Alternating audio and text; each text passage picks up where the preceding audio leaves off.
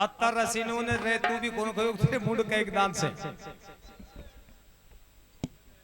लेकिन प्रमाण कुछ कहता है जैसे बाल चाले जी हैं जो खुद ही दोनों चाहिए, क्योंकि आज जमानो ऐसे ही है। कणव ऋषि का आश्रम के ऊपर जाकर के और दुष्यंत पानी का प्यासा आवाज मारता है और पानी पिलाने के लिए अपनी झांकी से निकाल करके हाथ को देख करके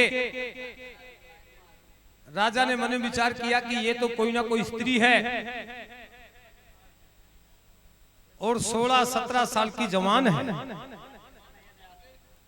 हाथ को पहचान करके जब कुटिया के सामने आता है और खड़ा खड़ा शकल देख करके कहता है कि तू मुझे इस झांकी के द्वारा पानी कैसे पकड़ाया?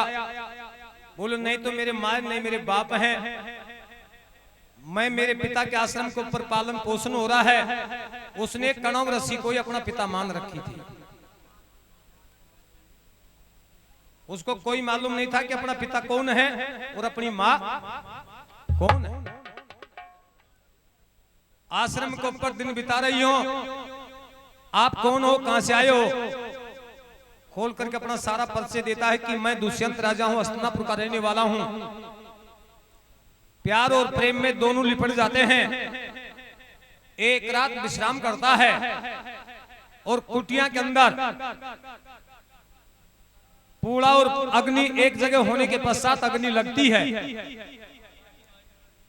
सुबह उठ करके चलते समय कहते कड़ जा रही हो? बोला मैं मेरा हस्तिनापुर में।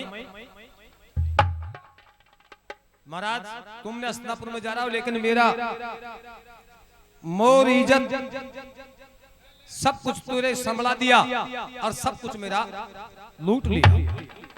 अब मेरे को धक्का देकर के किसके भरोसे छोड़ करके जा रहा है? मैं आपको नहीं जाने दूंगी। जब राजा खड़ा खड़ा मन में विचार करता कि बात तो सच है, इसमें झूठ नहीं है कि मैंने इसकी पूरी जिंदगी और पूरी जिंदगी का अपमान किया है, तो ये मेरी रानी है, मैं इसका पति हूं। वो कहते हैं तू मेरा राजा है, मैं तेरी रानी।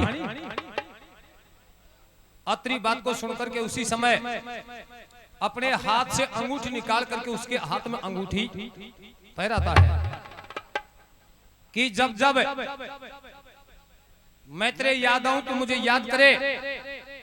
उसी समय इस अंगूठी के अंदर मेरा चेहरा दिखाई देगा। आपकी जो आत्मा है वो इच्छा पूर्ति होती रहेगी। दुष्यंत अपने हाथ की अंगूठी देकर के रवानगी लेता है। कुछ समय बाद में एक राज ऋषि दुर्वासा आता है और आकर के आवाज लगाता है।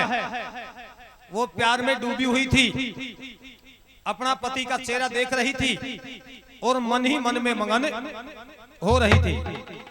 दुर्वासा ऋषि की बात को नहीं सुनती है। नहीं सुनने के पश्चात ऋषि दुर्वासा क्रोध में बढ़ता है और क्रोध में बढ़कर के श्राप देता है। तो क्या दे रहा था और क्या बैठी लड़की सुन रही थी।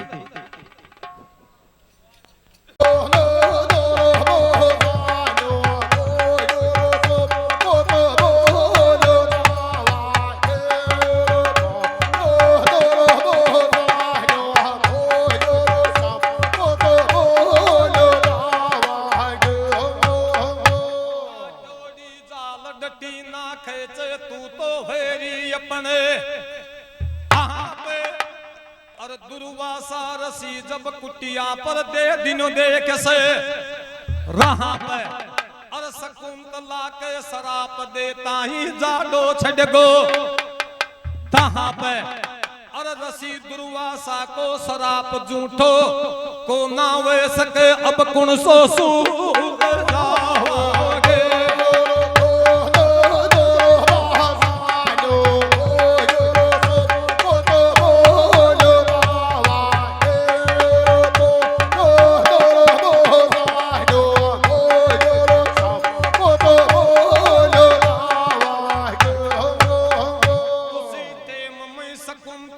निकली सुन कुटिया सी बहारे और रसी दुर्वासा का खेचे चरना में पड़गी जारे और मेरी गलती माफ कर दे तू चेतर लोखी करे तहारे और ऐसराप नहीं उलटोले नहीं या शकुंतला सूख राहोगे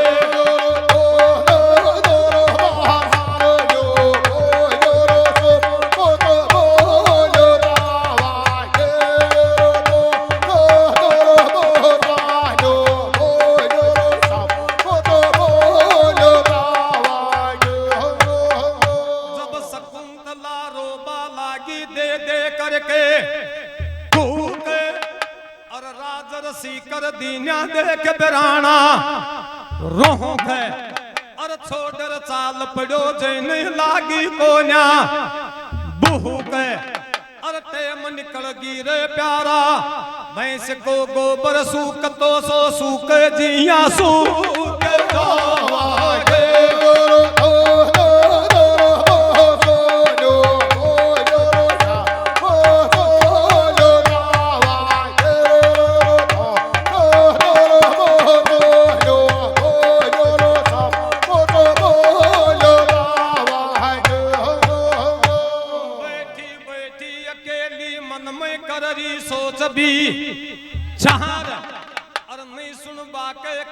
नैया डूब गई मजे बाहर अरे रसी दुर्वासा आयो मोखा में पति से बहुत करी छी प्यार अरे ये अंगूठी मेरी इज्जत तू ही राखे कदे ना कदे तू सुन रागे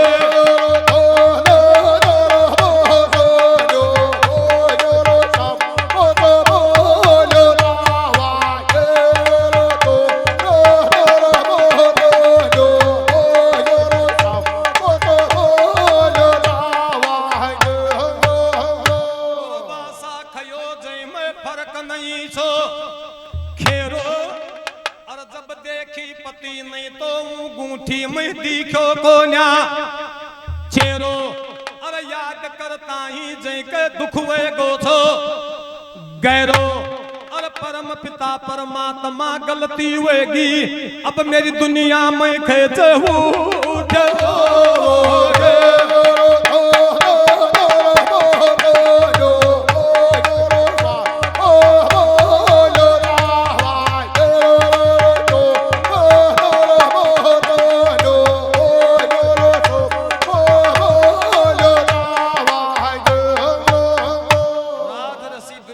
आवाज लगाता है कि इस कुटिया में कणव रसी बाहर आओ बाहर आओ।